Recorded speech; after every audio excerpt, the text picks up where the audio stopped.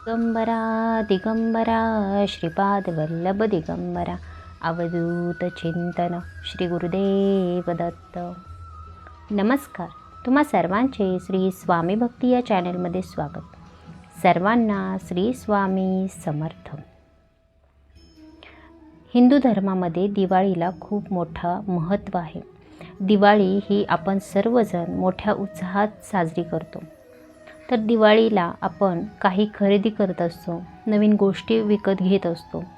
तर पहिल्यांदा लक्षात घ्या, या दिवाळीला आपल्याला काही घरामधील ज्या वस्तू आहेत त्या आपल्याला प्रथम बाहेर काढायच्या आहेत. यामुळे घरामध्ये एक नकारात्मकता राहते आणि या गोष्टी आवर्जून आपल्याला दिवाळीच्या आत आपल्याला घराबाहेर काढायच्या आहेत. कोणत्या वस्तू घराबाहेर काढाव्यात, कशा पद्धतीने आपले घर स्वच्छ करावे, याविषयी आजच्या व्हिडिओच्या माध्यमातून माहिती सांगणार आहे. आपण जर माझ्या चॅनलवर नवीन असाल, व्हिडिओ पहिल्यांदाच पाहत असाल तर नक्की माझ्या चॅनलला पहिल्यांदा सबस्क्राईब करा आणि जवळील बेल आयकॉन नक्की प्रेस करा. म्हणजे नवीन व्हिडिओ अपलोड होतील तेव्हा त्याचे नोटिफिकेशन तुमच्यापर्यंत येत राहील. दिवाळीमध्ये आपल्या सर्वांची लगबग सुरू असते. आपण नवीन गोष्टी काही खरेदी करत असतो. पण दिवाळीच्या दरम्यान आपण लक्ष्मीपूजन करत असताना लक्ष्मी आपल्या घरी येण्यासाठी, लक्ष्मी म्हणजे काय तर पैसा, या गोष्टी आपल्या घरामध्ये तेव्हाच येतात जेव्हा आपल्या घरामध्ये प्रसन्न वातावरण राहतं, घर अगदी स्वच्छ राहतं. तर लक्षात घ्या, काही वस्तू आहेत ज्या आपल्याला दिवाळीच्या आधी आपल्या घराबाहेर काढायच्या आहेत. एक पहिलं आहे ते म्हणजे, जर तुमच्या घरामध्ये काच किंवा प्लॅस्टिक अशा गोष्टी असतील ज्या तुटलेल्या फुटलेल्या अवस्थेत असतील आणि तुम्ही जर त्या अजून ठेवल्या असाल तर तुम्ही त्या पहिल्यांदा घराबाहेर टाकून द्या. तुम्ही त्या कचऱ्यामध्ये टाकून द्या. कारण प्लॅस्टिक हे तुटलेलं फुटलेलं वापरू नये. काच जर तडा गेलेला असेल तर तुम्ही काच देखील टाकून द्या. ती एखाद्या प्लॅस्टिकच्या पिशवीमध्ये रॅप करून ती काच आपल्याला घराबाहेर टाकायची आहे. त्याचबरोबर त्यानंतर येतात त्या आपल्या चपला. आता पहा, चप्पल आपल्या घरामध्ये 4 लोक असले तरी आपल्याकडे चप्पलांचे प्रत्येकाचे 3-4 जोड असतात. जर ते वापरात असतील तर तुम्ही ते स्वच्छ करा आणि ठेवून द्या. पण जर ते वापरत नसाल तर ते चप्पल स्वच्छ करून एखाद्या गोरगरिबाला अवश्य द्या. चप्पल जर तुमची खराब झाली असेल, तुटलेली असेल तर तुम्ही ती चप्पल वापरू नका, ती सरळ टाकून द्या. पण जर चप्पल जर तुम्हाला बसत नाही किंवा चांगलं चप्पल आहे पण ते तुम्ही वापरत नाही तर तुम्ही या ज्या काही चपला आहेत त्या तुम्ही आधी स्वच्छ धुवून घ्या आणि एखाद्या गोरगरिबा लोकांना तुम्ही देऊ शकता. आता किचनमध्ये बरेच भांडे असतात बघा, त्यांना गंज चढतो. तर अशामुळे काय होतं, तर घरामध्ये जी लक्ष्मी येणारी असते ती आपल्या घरामध्ये येत नाही, कारण आपल्या घरामध्ये अलक्ष्मीने वास केलेला असतो. तर अशा काही गोष्टी असतात या आपल्याला दिवाळीच्या आधी आपल्या घराबाहेर काढायच्या आहेत.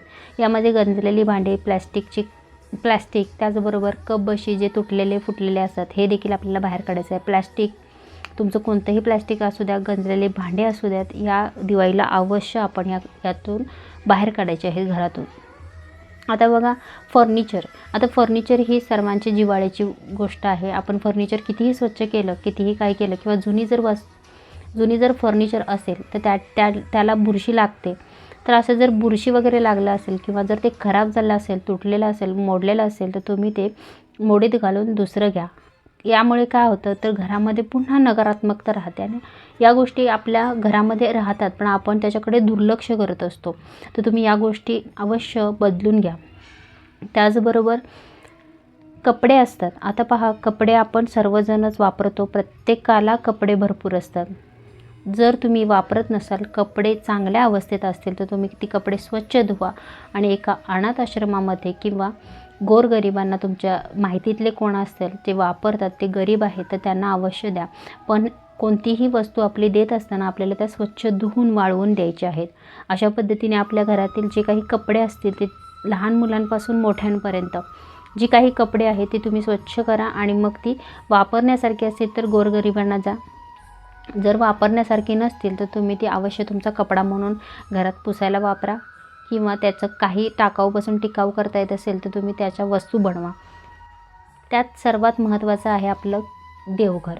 आता देवघरामध्ये आपण बरेच देवघरामध्ये पूजा करत असतो. एक लक्षात घ्या, देवघरामध्ये देखील ठराविकच देवांची मूर्ती आणि फोटो ठेवा. एका देवाच्या 2-3 मूर्त्या, एकाच देवांचे 2-3 फोटो अजिबात ठेवू नका. काही प्लॅस्टिक असतात, काही काचेचे असतात आणि त्याला आपण गंध, हळद, कुंकू लावतो, त्यामुळे ते खराब होतं. आणि असेच जे फोटो असतात यांची आपल्याला पूजा करू नये, कारण आपल्याला त्याचे दोष लागतात. तर तुम्ही जे असे ज्या फोटो आहेत किंवा जे काही तुमच्याकडं मूर्ती आहे अशा त्या तुम्ही विसर्जन करा, त्यांचं विसर्जन करून घ्या. आणि तुम्ही तुमच्या देवघरामध्ये मोजकेच जे तुमचे देवाची सेवा होते त्याचे असे मोजकेच आपल्याला देवघरामध्ये फोटो ठेवायचे आहेत. आता तुम्ही म्हणाल या वस्तू तर आपण दसऱ्याला देखील बाहेर काढल्या, पण तुम्ही आता जरी शोधायला गेला तरी देखील आपल्या घरामध्ये अशा बऱ्याच गोष्टी सापडतील. तर आपण घरामध्ये ज्या तुटलेल्या फुटलेल्या वस्तू ठेवतो त्यामुळे घरामध्ये नकारात्मकता वाढते, त्याचबरोबर घर अस्वच्छ राहते, त्यामुळे घरातील वातावरणावर त्याचा परिणाम होत असतो. घर स्वच्छ राहणे किंवा असणे हे आरोग्याच्या दृष्टीने देखील चांगले आहे आणि ते स्वच्छ राहिल्यामुळे आपले आरोग्य देखील चांगले राहते, मन प्रसन्न राहतं. हे खूप महत्त्वाचं आहे.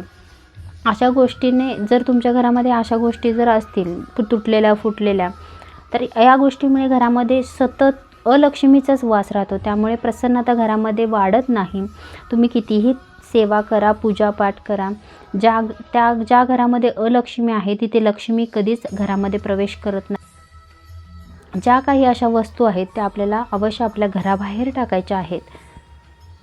वस्तू वापरण्यासारख्या आहेत, जर तुम्ही त्या वापरत नसाल पण त्या चांगल्या स्थितीत असतील तर त्या स्वच्छ करा आणि एखाद्या अनाथ आश्रमामध्ये किंवा गोरगरिबांना आनंद देणारी गोष्ट आहे तुम्ही ती त्यांना द्या, त्यामुळे एखाद्याच्या गरिबाच्या चेहऱ्यावर नक्कीच आनंद येईल. पहा, आता एक तर दिवाळी, त्यानंतर आपल्याला येतो दिवाळीच्या दरम्यान तो म्हणजे थंडीचा महिना. या थंडीमध्ये बरेच गरीब असतात जे रस्त्यावरती झोपी गेलेले असतात, त्यांच्याजवळ कपडे नसतात. जर तुमचे कपडे नक्कीच चांगल्या अवस्थेत असेल तर नक्की अशा गोरगरिबांना तुम्ही ती स्वच्छ धुवा आणि मग द्या. यामुळे काय होईल तर एखाद्याच्या गरीबाला नक्कीच आपल्या गरिबाचे आशीर्वाद आपल्याला नक्कीच लाभतील. तर तुमच्या घरामध्ये ज्या काही तुटलेल्या फुटलेल्या वस्तू आहेत त्या अवश्य आपल्या घरामधनं बाहेर काढा. ज्या चांगल्या आहेत त्या वापरा, जे नको आहे, ज्या चांगल्या स्थितीत आहेत त्या तुम्ही अवश्य एखाद्या गोरगरिबांना दान करा. स्वामी तुमच्या सर्वांच्या सर्व चांगल्या इच्छा पूर्ण करोत, हीच स्वामींचरणी प्रार्थना. व्हिडिओ आवडला असल्यास नक्कीच व्हिडिओला लाईक करा, चॅनलला सबस्क्राईब करा आणि कमेंट नक्की करा. श्री स्वामी समर्थ.